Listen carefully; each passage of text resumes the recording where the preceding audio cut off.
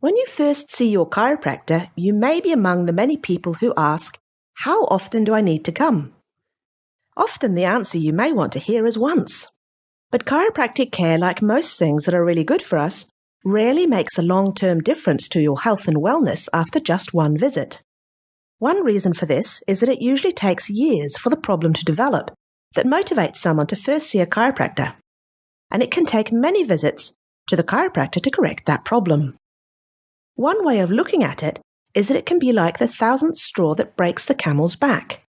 So a problem can build up day after day as you sit hunched over your desk, or bend and twist as you lift, or tense up as you deal with your daily stress.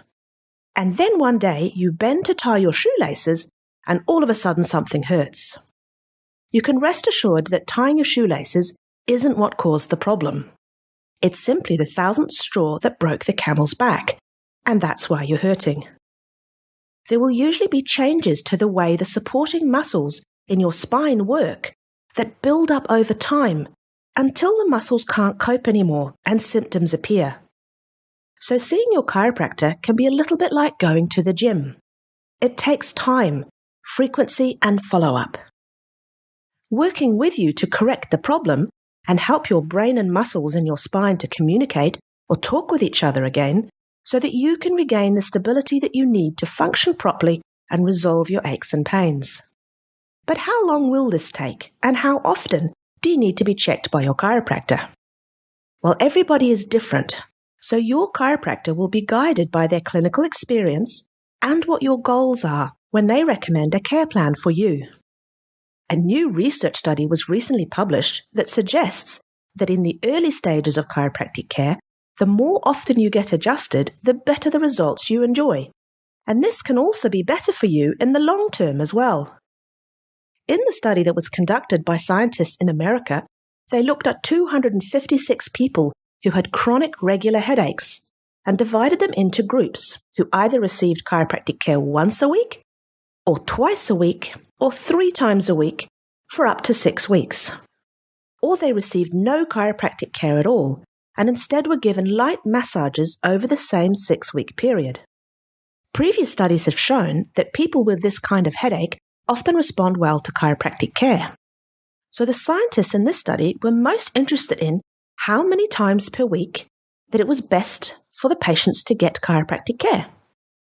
They looked at how many days a week a patient suffered from headaches at the end of the study and whether any changes in headache frequency between the groups was still there up to a year later.